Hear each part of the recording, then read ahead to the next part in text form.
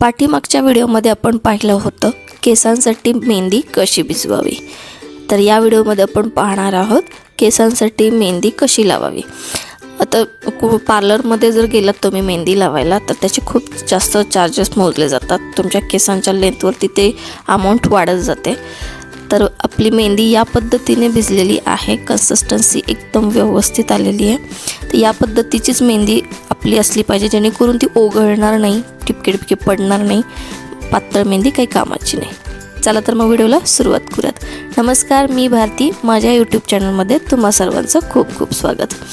मेहंदी लावण्यापूर्वी एक महत्त्वाची टिप, आपल्या कानाला, कपाळाला, मानेला मेहंदीचे डाग पडू नये म्हणून सुरुवातीला ते खोबरेल तेल सगळीकडे लावून घ्यायचं। त्यानंतर केसांचे असे मधोमध भांग पाडून 2 भाग करून घ्यायचे आणि आपल्या माथ्याचा जो वरचा भाग आहे, सगळ्यात वरचा भाग, तिथली छोटी एक बट घेऊन त्याला मेहंदी लावायला सुरुवात करायची। कारण आपण जुडा लावणार आहोत, आंबाडा बांधणार आहोत मेहंदी लावलेल्याचा। तर त्यासाठी काय करायचं की छोट्या छोट्या बटा घ्यायच्या आणि अगदी स्काल्पपासून मेहंदी लावायला सुरुवात करायची।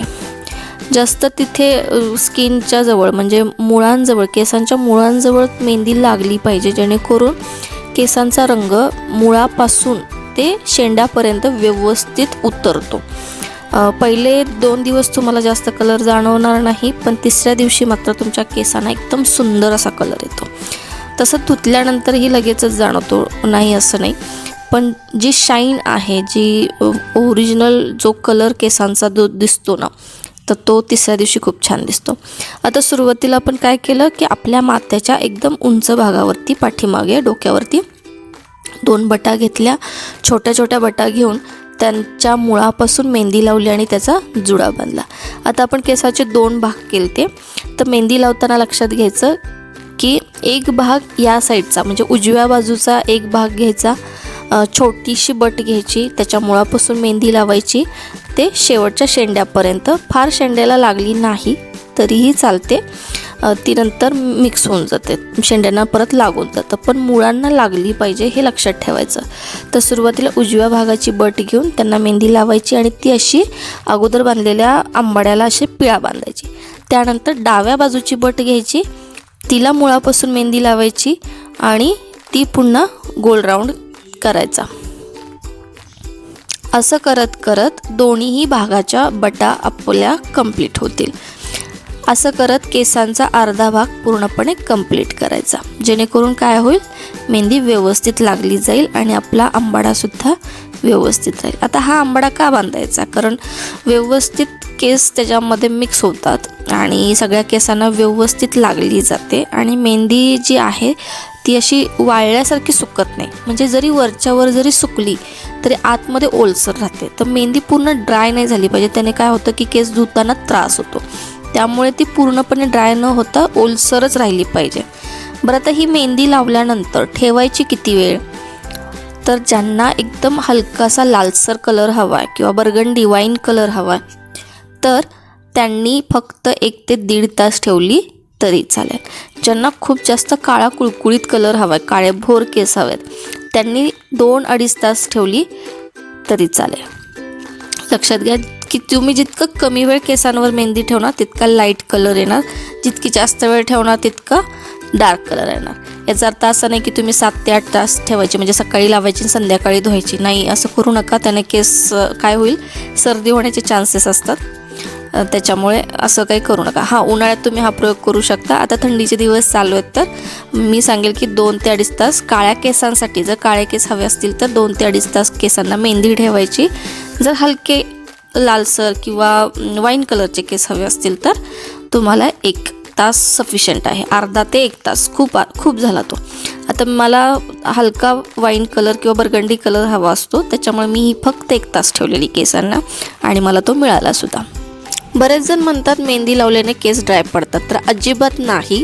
तुम्ही ही घरगुती पद्धतीने केलेली मेहंदी आहे, याने अजिबात केस ड्राय पडत नाहीत। विकतची जी मेहंदी भेटते पॅकेटमध्ये त्याने 100% ड्राय केस पडतात, कारण त्याच्यात अमोनिया मिक्स असतो, त्यामुळे ती अजिबात ट्राय करायची नाही। याच पद्धतीने जर मेहंदी लावली तर तुम्हाला नक्की फरक जाणवेल। आता मी ही सकाळी लावते मेहंदी आणि तासाभरातच मी ती धुणार आहे. पण धुताना लक्षात ठेवायचं सगळ्यात अगोदर, ही खूप महत्त्वाची टीप आहे, ही फॉलो करावीच लागणार आहे तुम्हाला. सगळ्यात महत्त्वाचं काय आहे की तुम्ही ज्यावेळेस केस धुवायला लागतात म्हणजे मेहंदी काढायला जातात तेव्हा फक्त पाण्याने धुवायची ती, डायरेक्ट शॅम्पू करायचा नाही किंवा शिकेकाई लावायची नाही.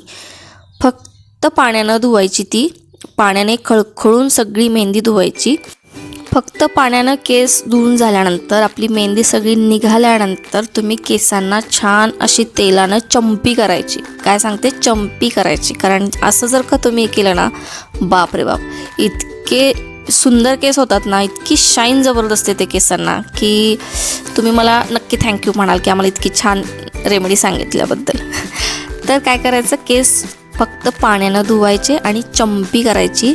त्यानंतर 3 दिवसांनी केसांना शॅम्पू करायचा किंवा शिकेकाई लावू शकता. तुम्ही जे काही तुम्ही वापरत असाल केसांसाठी ते यूज करू शकता. पण 3 दिवसांनी. लगेचच्या लगेच जर शॅम्पू केला तर कलर फिका पडण्याचे चान्सेस असतात. त्यामुळे तो कलर व्यवस्थित केसांना चढला पाहिजे, व्यवस्थित केसांना लागला पाहिजे, याच्यासाठी लगेचच्या लगेच शॅम्पू करायचा नाही. आता पाठीमागची साईड करताना सुद्धा आपण 2 भाग केले, पाठीमागे सुद्धा सेम याच पद्धतीने करायचं. आता माझ्याकडे थोडासा लाईटचा इश्यू असल्यामुळे व्यवस्थित फोकस केसांवरती पडलेला नाही आहे. तर लक्षात घ्या की एक बट, या उजव्या बाजूची एक बट घ्यायची, ती डाव्या बाजूला घेऊन पिळा बांधायची. डाव्या बाजूची बट घ्यायची, तिला मेहंदी लावायची आणि उजव्या बाजूला घेऊन पिळा बांधायचा. अशा पद्धतीने ही मेहंदी पूर्णपणे केसांना लावायची. आणि त्याचबरोबर सांगितलेल्या टिप्स नक्की फॉलो करा.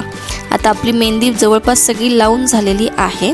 त्यानंतर कपड्याने तुम्ही वरती जी लागलेली मेहंदी आहे ती व्यवस्थित काढायची.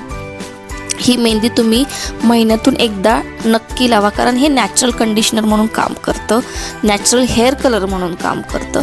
कुठलेही महागडे पार्लर ट्रीटमेंट घेण्यापेक्षा हा पर्याय खूपच चांगला आहे. मी नेहमी करते, त्यामुळे माझ्या केसांना त्याचा फायदाच झालेला आहे. त्यामुळे हा प्रयत्न तुम्ही नक्की करा. व्हिडिओ कसा वाटला मला नक्की कळवा. व्हिडिओ शेवटपर्यंत पाहिल्याबद्दल खूप खूप धन्यवाद. आवडल्यास लाईक करा, कमेंट करा आणि शेअरसुद्धा करा. पुन्हा भेटूयात अशाच एका वेगळ्या विषयासहित वेगळा व्हिडिओ घेऊन. तोपर्यंत बाय बाय.